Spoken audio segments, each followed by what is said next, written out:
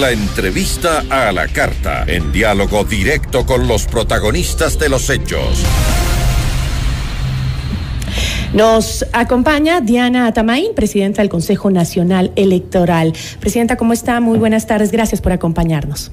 Buenas tardes, querida Gisela, muchísimas gracias y felicitándote por la jornada de ayer, una excelente labor, y a todos los moderadores que estuvieron también en tiempo real en los diferentes cantones cumpliendo con este deber cívico. Muchísimas gracias, presidenta.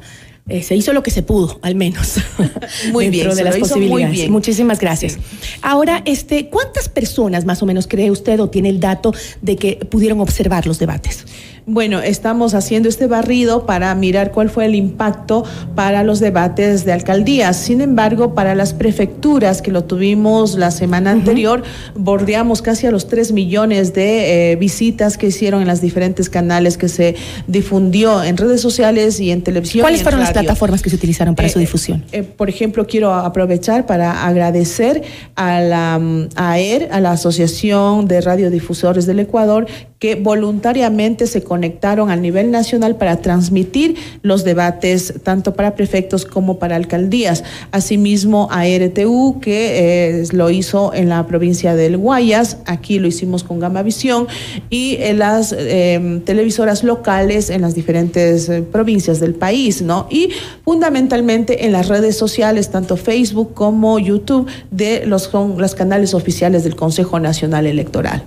De acuerdo al Código de la Democracia, los debates electorales se realizan de manera obligatoria en las jurisdicciones de más de 100,000 electores. Para el proceso electoral que está en marcha se efectuaron 37 eventos divididos en 17 provincias y 21 cantones.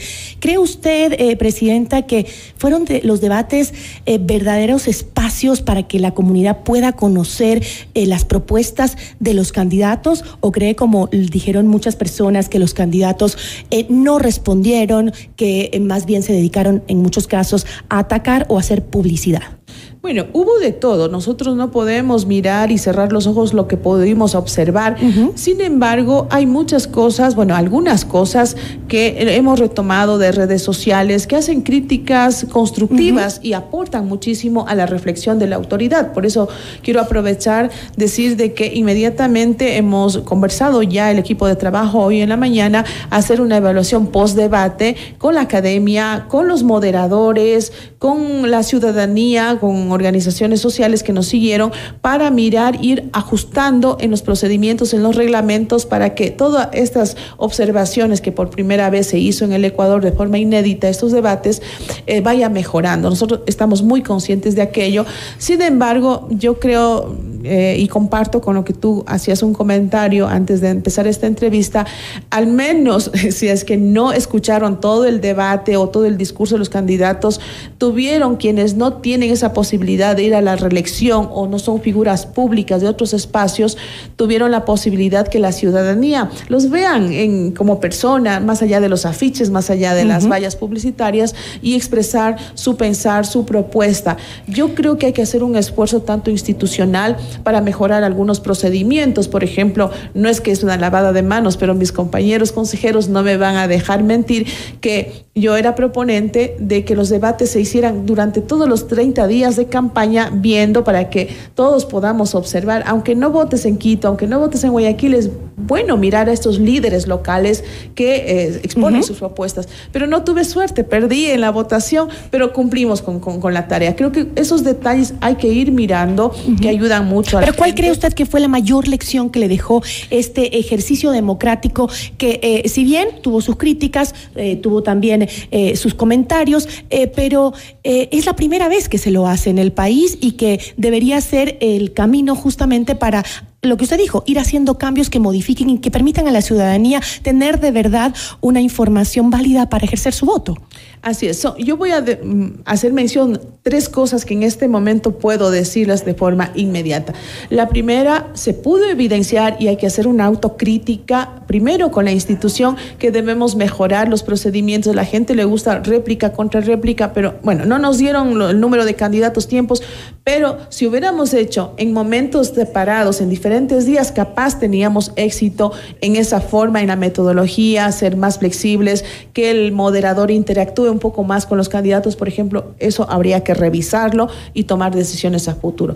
La segunda cosa que también es casa adentro como país y como organizaciones políticas, creo que se evidenció de que los candidatos se deben preparar más para eventos como estos. Algunos son carismáticos y transmiten rápido, se conectan al asunto, otros son nuevos y creo que esos liderazgos para jóvenes, mujeres, que ahora el Código de la Democracia nos dé esa oportunidad, debemos llegar un poco más preparados y eso es un llamado de atención a las organizaciones políticas. Y finalmente yo creo que también nos falta muchísimo promover un poco más de conexión de la ciudadanía hacia lo que son los temas políticos, porque hay mucha apatía, sobre todo en la juventud, de mirar estos debates, de aportar a estos debates, de expresar sus demandas y ser parte de la solución también. Yo creo que son 3 elementos que yo quiero destacar en este momento como lecciones aprendidas y que toca mucho por hacer. Un poco también se decía de que se desvirtuó el concepto de un debate, porque era simplemente la pregunta responde y en la réplica igual, pero entiendo que también el tema del tiempo no lo daba para hacer y la cantidad de candidatos que tenemos siempre en las elecciones también hace mucho más difícil este formato. Pero la pregunta yo creo que nos deberíamos hacer la ciudadanía entera es si realmente es el formato o realmente es que los candidatos no están preparados para enfrentar y contestar preguntas, porque muchos incluso contestaban o daban respuestas que no tenían ni siquiera nada que ver con su función, que no estaban dentro de sus capacidades para el cargo que estaban postulando. Sí, son varias cosas que se debe analizar y sí, la verdad es que a los que tenemos algún tiempo de estar en la política o enfrentar a medios, mire, es muy difícil estar preparado, aunque tengas la idea, aunque sepas qué es lo que vas a hacer, todos no tienen esa habilidad, entonces son varias cosas que hay que ir potenciando, porque yo creo que sí estamos en la capacidad de hacerlo, pero toma tiempo. Como primer ejercicio, yo estoy muy contenta con los resultados y algo que no quiero dejar pasar. Los moderadores fueron seleccionados de todo el territorio nacional y efectivamente tenemos excelentes profesionales que se desenvolvieron muy bien en llevar adelante estos debates y lo que también fue conformado de forma equitativa, con paridad, hombres y mujeres. No es lo típico, siempre es el único posible moderador, el más estrella. No, todos destacaron y se ve un excelente profesionalismo, un excelente periodismo, capacidades y habilidades de todos quienes nos apoyaron en este proceso. Eso hay que destacar porque fueron moderadores de las provincias y estamos muy contentos por esa labor también. Qué bueno que eso haya tenido por lo menos una buena acogida, ¿no? Es importante, pero hay un punto que preocupó mucho también y que es que si se controló o no estos espacios, el tema de la violencia política, ¿no? Hubo mucho ataque y eso creo que también fue una de las causas para que la ciudadanía no tenga la oportunidad de conocerle o por lo menos alguna de las propuestas en los ejes temáticos que se plantearon. Así es, no fuimos, pudimos nosotros apreciar que en muchos espacios de debate hubo esta forma de ataque, sobre todo a las candidatas mujeres, ¿no? Y también entre hombres hubo también esto. De lado y lado. De lado y lado hubo esto y creo que hay que ir superando y que bueno que se evidencien y que ver cómo está nuestra clase política, cómo nos encontramos con estos candidatos y estas son lecciones aprendidas para que a futuro la ciudadanía también pueda expresarse. O sea, si ahora en un debate tiene esa posición con tal o cual candidato, imagínense cuando una vez que ya ejerzan el poder o el que le da el pueblo cuando esté en el cargo. Son muchos elementos que la ciudadanía debe ver, pero ojo, insisto yo siempre en esto, ahora tenemos que el 35% del electorado son jóvenes de entre 16 a 29 años de edad. Ellos están aprendiendo, están juzgando, están tomando decisiones mirando lo que se muestra, en este caso, en espacios de debates como es. Entonces, es importante tener presente aquello, porque si queremos cambiar la forma de hacer política, tenemos que preparar, formar y dar ese ejemplo a quienes están siguiendo los pasos de estas Si los candidatos no son capaces de debatir sin violencia, sin ataques, y si no son capaces de responder a las consultas que se les hacen respecto a las necesidades básicas que tiene cada uno de nuestros cantones, de nuestras provincias, entonces no habría la posibilidad de generar unos espacios un poco más controlados, es decir, si es que no contestan a la pregunta, a la primera darles una segunda oportunidad, y si no, pues que se vayan del debate, porque están entorpeciendo que la ciudadanía conozca realmente lo que necesita conocer, si son capaces de solucionar o mejorar su nivel de vida. Todos esos detalles yo creo que tienen que ser ampliamente discutidos y consensuados. Como autoridad electoral no soy partícipe de tomar decisiones unilaterales. Cuando hay una discusión y un autoanálisis, reflexión interna de las organizaciones políticas, de la sociedad civil, de la autoridad electoral, inclusive ojalá candidatos nos puedan mandar observaciones o de algunos planteamientos, serán muy válidos y queremos apoyarnos mucho en la academia para que todos estos procedimientos vayan mejorando y ojalá Ecuador sea un referente en organizar estos espacios que mucho bien le hacen a la democracia. Bueno, estamos empezando y el camino es largo, todavía tenemos tiempo para ir mejorando y yo creo que es un buen comienzo, sobre todo en un ejercicio democrático necesario. Hablemos de otro tema que también preocupa mucho a la ciudadanía y es el tema de lo que podrían estar involucrados dineros del narcotráfico en la campaña electoral para las elecciones seccionales. Ha habido una polémica, desde la Asamblea se le pide al Consejo Nacional que haga una investigación, el Consejo Nacional Electoral dice no está dentro de mis capacidades, no puedo hacerlo, lo ha dicho usted porque tiene sus límites legales el Consejo Nacional Electoral y que usted ha mencionado, leía que la fiscalización se la puede hacer después de que terminen las elecciones, pero la ciudadanía se pregunta qué efecto tiene fiscalizar las campañas electorales cuando los supuestos narcopolíticos ya estén en el poder. Precisamente esa pregunta se debe haber hecho antes de las primarias, antes de la calificación de candidaturas, si hablamos de corresponsabilidad entre las diferentes entidades del Estado. ¿Por qué las denuncias no se hicieron cuando declaramos periodo electoral? Que hay posibles candidatos, porque uno ya se sabe quiénes están preparando, quiénes estarían aspirando, porque esas denuncias hubieran sido interesantes revisarlas para que con un efecto ya en firme o con una alerta que nos están dando cuando ya las candidaturas están en firme, ahora que ya estamos imprimiendo papeletas, entonces ahora sí saco esta bandera. Y en campaña electoral. En campaña electoral. Entonces también yo creo que ahí debe haber responsabilidad, seriedad en las cosas que se hacen y deben tener la oportunidad. Entonces ya en campaña electoral, como tú dices, ya las candidaturas están en firme y además no son casos juzgados. La Constitución a nosotros solo nos permite actuar cuando no tienen derechos políticos o quienes han perdido con una sentencia ejecutoriada. Pero más allá de eso, no deja de ser una preocupación para el Consejo Nacional Electoral y lo que nos corresponde es, como manda la ley, hacer un análisis postelectoral a los fondos que se invirtieron en campaña o los fondos que maneja como fondo partidario de aportes privados de las organizaciones políticas y tener claro, el Consejo Nacional Electoral investiga, juzga a través del contencioso electoral, Tribunal Contencioso Electoral, infracciones electorales. En tema electoral, si bien hay una injerencia de otras actividades ilícitas que no tienen que ver con procedimientos de calificación de candidaturas, etcétera, o de uso de fondos que sí tiene, o sea, pasa por ahí. Nosotros no tenemos competencias para investigar delitos penales. Es imposible, eso ni la Constitución, sería algo absurdo. Sin embargo, nosotros sí podemos levantar algunas alertas o sospechas que esos fondos que se presentaron como justificación o son de dudosa procedencia. Exacto. Lo que nosotros hacemos, y ya lo hemos hecho, es remitir estas alertas, ya sea al SRI, ya sea a la Contraloría, para que verifiquen y lleguen con su investigación, o a la Fiscalía en el caso de levantarse esas alertas. Eso sí lo hacemos y eso sí lo vamos a hacer. ¿O es necesario, como en algún momento se mencionó, una reforma constitucional y del Código de la Democracia para darle mayor capacidad al Consejo Nacional Electoral para ese tipo de acciones? Yo creo que se podría pensar en aquello, pero hay que tener cuidado, porque asimismo, como en época electoral, en las decisiones electorales, la única autoridad competente y de última instancia es el Tribunal Contencioso Electoral, y a esas decisiones no puede interferir ni directa ni indirectamente ningún juez de juez ordinario de otro espacio, y tratar, por ejemplo, aprovecho este espacio.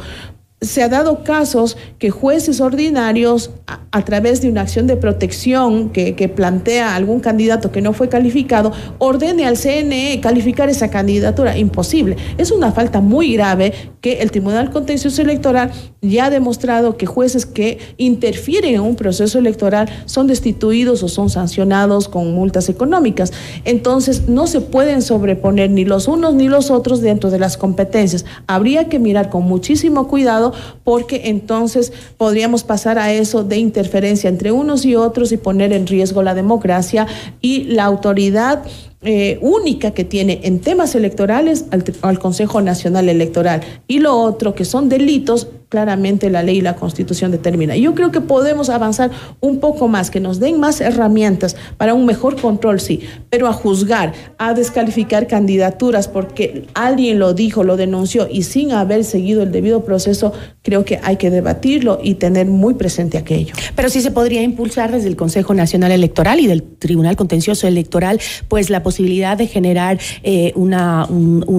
impulsar una reforma para que se les dé más amplitud en las capacidades que tienen, o por lo menos que esas denuncias que se hacen se hagan previamente y no después de que el candidato ya esté electo. La oportunidad, como lo dije, claro, precisamente ahora está en la Asamblea Nacional una propuesta de reforma planteada seguramente por algunas asambleístas y también por la ciudadanía. Nosotros, el 6 de febrero, levantaremos ya un proceso de diálogo, de discusión con la academia, con las organizaciones políticas, con la sociedad civil, para analizar los impactos de las últimas reformas que entraron en vigencia en el 2020 pasado, y de esa manera hacer aportes, porque en la última reforma se quedaron algunos temas en el tintero y no se pudo avanzar como hubiésemos querido. Por eso, una vez cerremos nosotros el proceso electoral, también vamos a trabajar en este tema de empezar ya a tratar estos y otros temas que deben ser considerados en una nueva reforma del Código de la Democracia. Pero lo triste es que en este momento se están dando esas denuncias, desde el mismo gobierno se están dando esas denuncias de que existen pues narcopolíticos que estarían participando en las elecciones y usando esos dineros de las campañas. Entonces, mientras vemos estas campañas en medio de estas acusaciones, pues los ecuatorianos dicen, ¿y qué hacemos? Nos quedamos de brazos cruzados porque no pasa absolutamente nada. Claro, y hablando de todo lo que hemos visto en los diferentes medios de comunicación y en redes sociales de candidatos que estarían, inclusive quienes denuncian, hablan en esto, que estarían vinculados y que se tiene pruebas, ninguna ha llegado como denuncia al Consejo Nacional Electoral.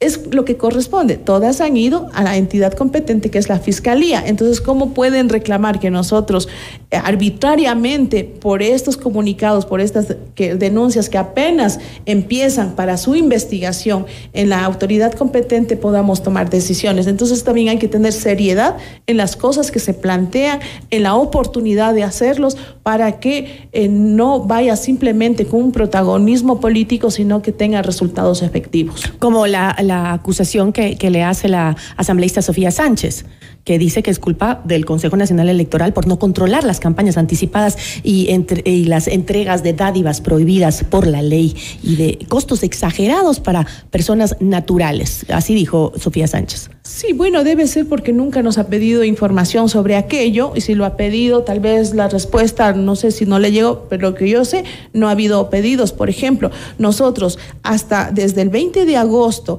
hasta el 2 de enero del 2023, lo que se puede considerar como campaña, por ejemplo, tenemos en nuestros registros alrededor de 1.400.000 y un poco más de artículos promocionales que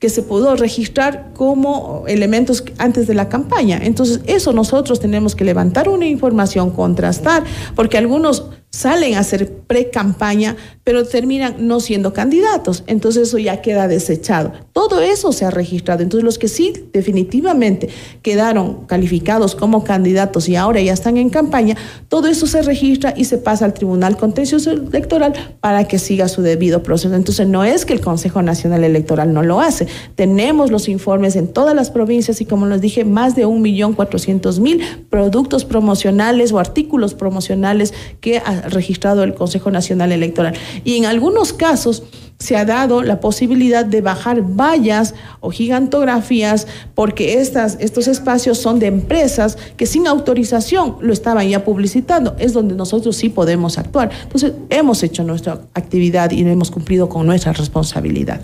Un poco sí llama la atención también el momento político en el que salen a la luz este tipo de cosas, ¿no? Desde hace ya algún tiempo ya sabemos quiénes son los candidatos que ellos mismos se han postulado independientemente, y pudimos haber hecho alguna denuncia en algún momento y no lo escuchamos antes sobre estos temas, ¿no? Hoy, que ya estamos en plena campaña electoral, es cuando salen todas estas acusaciones. Lo raro es que no se hayan hecho antes. Le agradezco mucho, Presidenta.